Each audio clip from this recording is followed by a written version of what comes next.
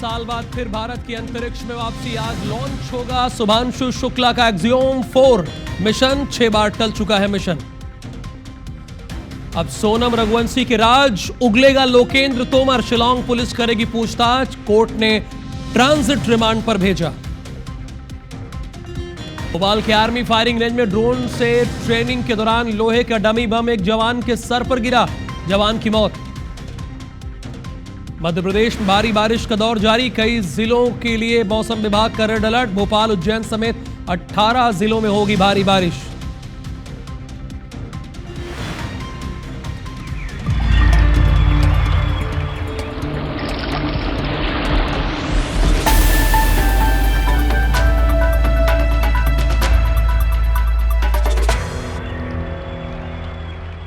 Good morning Madhya Pradesh. मेरा नाम राहुल सौमित्र है और जो पहली खबर है वो इंदौर से है। राजा रघुवंशी हत्याकांड से जुड़ी हुई खबर है। शीलोम जेम्स और चौकीदार बल्लू के सामने अब लोकेंद्र से पूछताछ होगी। किसके सामने? शीलोम जेम्स और चौकीदार बल्लू। चूंकि लोकेंद्र कह ये रहा है कि वो सोनम को जानता ही नहीं है। एसआईटी की टीम इंदौर में कर सकती है आरोपियों से आमने सामने पूछताछ, यानी इन सभी को आमने सामने रख के पूछताछ कर सकती है। सोनम के लैपटॉप को लेकर एसआईटी की टीम सर्चिंग कर रही है। चूंकि अगर लैपटॉप मिल जाता है तो पुलिस को और भी ठोस एविडेंस मिल जाएगा। शीलोम जेम्स से पूछताछ में सुनसान इलाके में लैपटॉप फेंकने की बात आ रही है। यानी शीलोम जेम्स से जब पूछताछ की गई कड़ाई से तो यह बात सामने आ रही है कि उसने सुनसान इलाके में लैपटॉप फेंका है। आज आरोपियों को लेकर शिलांग जा सकती है एसआईटी की एक टीम। तो लोकेंद्र तोमर कल तक तो यही कह रहा था, ग्वालियर से हमारे संवाददाता उस वक्त बता भी रहे थे नासिर, कि ये तो जान ही नहीं रहा है कि सोनम रघुवंशी कौन है। बोल रहा था कि मैं सोनम को जानता नहीं, पहचानता नहीं। 3 से 4 दिन में सब कुछ दूध का दूध और पानी का पानी हो जाएगा, यानी क्लियर हो जाएगा। लेकिन आज जब शीलोम जेम्स और चौकीदार बल्लू के सामने लोकेंद्र से पूछताछ होगी तब लोकेंद्र का क्या कहना होगा। क्योंकि ऐसे तो इंदौर और शिलांग पुलिस पहुंची नहीं होगी अंशुल, क्योंकि कल मैं देख रहा था कि नासिर भी मुझे ये बता रहे थे कि ये तो स्वीकार ही नहीं कर रहा था, ये तो सोनम को जानता ही नहीं था। तो आज शीलोम जेम्स और चौकीदार बल्लू को आमने सामने रख के पूछताछ क्यों हो रही है? क्या इन तीनों का लिंक है अंशुल, शीलोम जेम्स और बल्लू और लोकेंद्र का?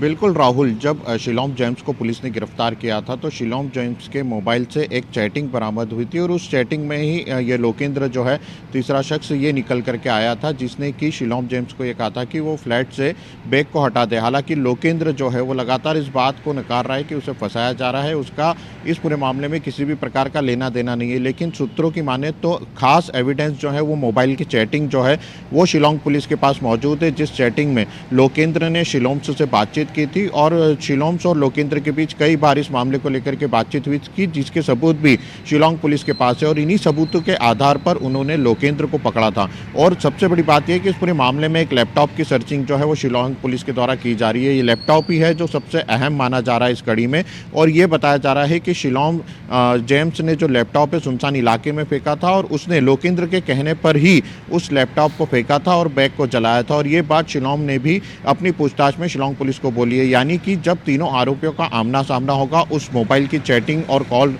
डिटेल्स पर बात होगी तो कहीं ना कहीं लोकेंद्र जो है वो टूट सकता है, उसके राज जो है वो सामने आ सकते हैं। क्योंकि अभी तक लोकेंद्र को ये जानकारी नहीं है कि उसे किस आधार पर पकड़ा गया। उसे लग रहा है कि जो फ्लैट उसने बिल्डिंग जो किराए पे ले रखी थी उस आधार पे उसे पकड़ा गया, लेकिन शिलांग पुलिस के पास ठोस एविडेंस है। और कल शिलांग पुलिस ने भी ये बात कही थी कि जो आरोपी 8वां आरोपी लोकेंद्र पकड़ा गया है उसका कहीं ना कहीं हत्याकांड में हाथ है, उसके खिलाफ पर्याप्त सबूत है और इसी आधार पर उसकी गिरफ्तारी जो है वो की गई है। यानी कि आज जब इन तीनों आरोपियों आरोपियों का आमना सामना होगा, इन आरोपियों को आमने सामने बिठाकर पूछताछ की जाएगी, तो कई खुलासे जो हैं इस मामले में निकल करके सामने आ सकते हैं। हालांकि अभी भी एसआईटी की एक टीम जो है इंदौर में मौजूद है और उस लैपटॉप की तलाश कर रही है जो कि सोनम का बताया जा रहा है, और उसी लैपटॉप में सारे एविडेंस जो हैं वो होना बताए जा रहे हैं। जो लगातार हवाला कारोबार की बात निकल करके सामने आ रही है, उस शिलांग पुलिस को लग रहा है कि उस हवाला कारोबार की जानकारी भी उस लैपटॉप में हो सकती है, और साथ ही किस तरह से प्लानिंग की गई थी, आरोपियों को कैसे टिकट किए गए थे, खुद सोनम ने किस प्रकार से टिकट बुक किए गए थे, उसका पैसा कहां से निकाला गया था,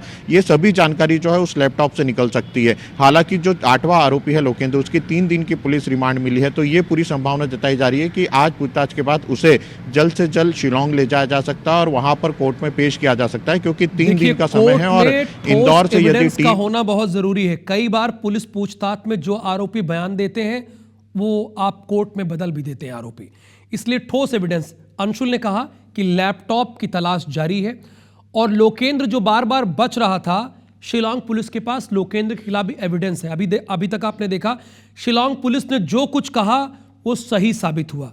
देवी सिंह, सोनम रघुवंशी के पिता को यकीन ही नहीं हो रहा था कि उनकी बेटी ऐसा कुछ कर सकती है। अब बताइए, उनकी कहीं आवाज आ रही, कहीं बात आ रही है, क्योंकि उन्हें भी यकीन हो गया है कि उनकी बेटी ने ऐसा कुछ किया है। Thank you so much Anshul. Guna से खबर है, गुना से खबर का अपडेट अपने दर्शकों को इसके बाद में दूंगा। तो देखिए, ये तस्वीरें हम आपको दिखा रहे हैं, सोनम रघुवंशी की है और अंशुल ने कई इंपॉर्टेंट बातों का जिक्र किया और इन इंपॉर्टेंट बातों के आधार पर अब पुलिस पहुंचेगी। आपको शराबी शिक्षिका के हाई वोल्टेज ड्रामे की एक तस्वीर में दिखाने जा रहा हूं।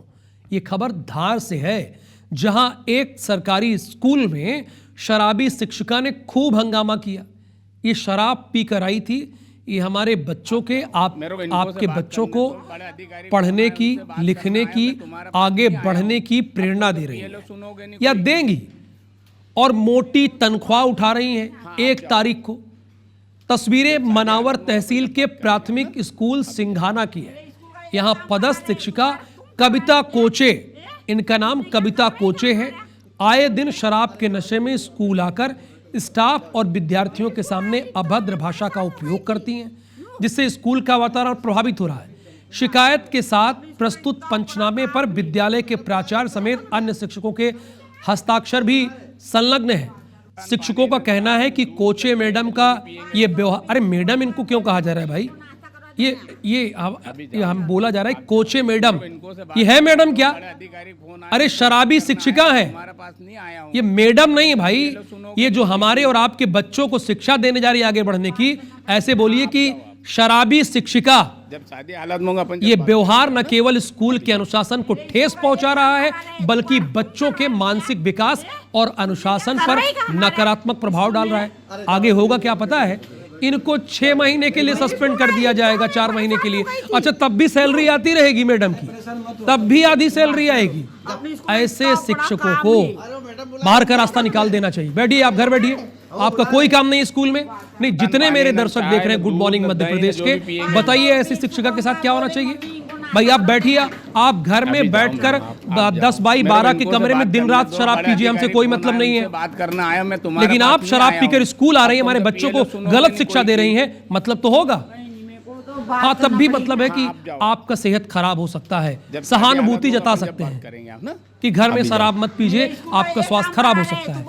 बट स्कूल में आकर शराब पीकर हमारे बच्चों को आप पढ़ाएंगी और आपको कोचे मैडम कहेंगे? No no no no no, कोचे मैडम तो आप नहीं है। नाम क्या है जरा एक बार मैं देखता हूं, नाम इनका क्या है? नाम इनका शराबी शिक्षिका कविता कोचे या कविता कोचे। ऐसे शिक्षकों के साथ क्या होना चाहिए आप लोग बताइए। प्राचार्य भी परेशान है। बोले मम्मी इनको नाश्ता करा देना।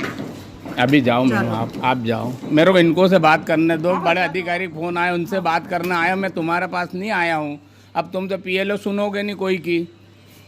कहीं नहीं, मेरे को तो बात करना पड़ेगी ना। हाँ, आप जाओ, आप जब शादी हालत में होगा अपन जब बात करेंगे, आप ना अभी जाओ।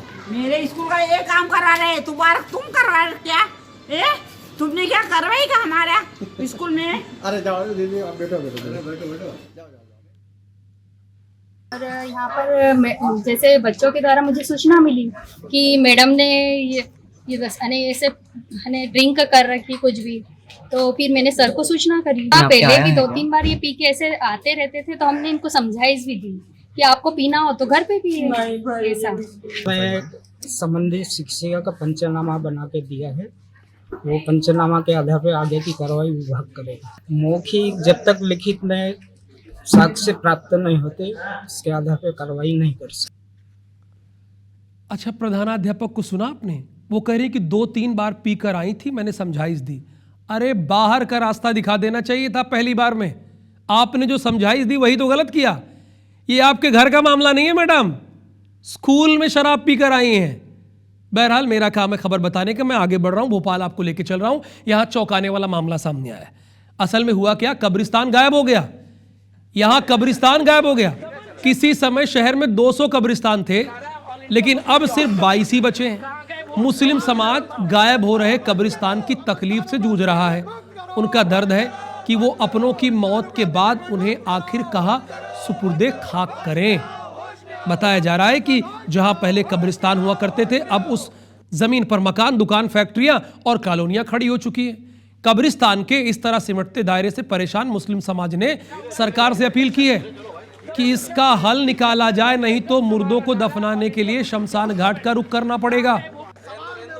वहीं एमपी वक्फ बोर्ड के अध्यक्ष सनवर पटेल की माने तो ये स्थिति बेहद गंभीर है और बोर्ड इस पूरे मामले की जांच के बाद कार्रवाई करेगा।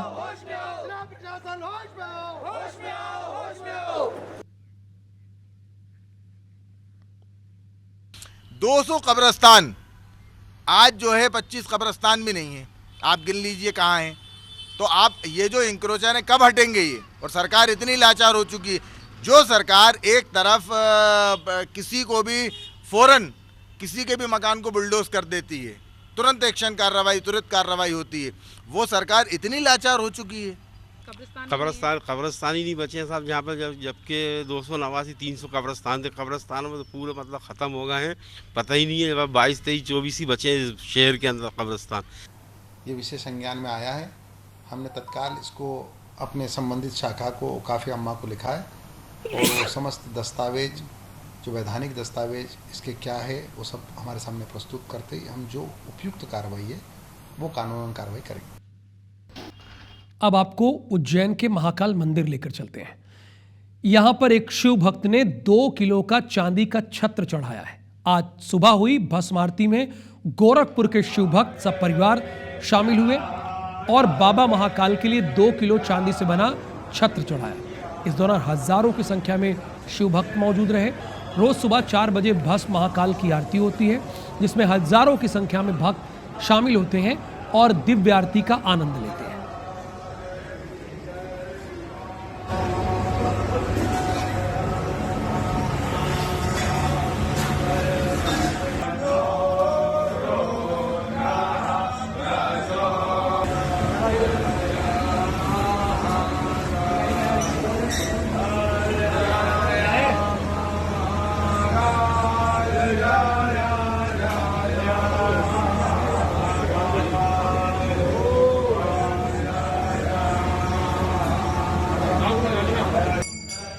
राजधानी भोपाल आज हम लोग सब परिवार भस्म आरती में सम्मिलित हुए। हमारा परिवार महाकाल बाबा का अनन्य भक्त है एवं हमारी एक मनोकामना पूर्ति हुई। आज उसके उपलक्ष्य में हम लोगों ने एक 2 किलो के चांदी का छत्र का यहाँ पे बाबा को समर्पित किया। बाबा ने हमारी भेंट स्वीकार की और हमारी भक्ति इसी तरह बढ़ती रहे, यही मनोकामना है बाबा से।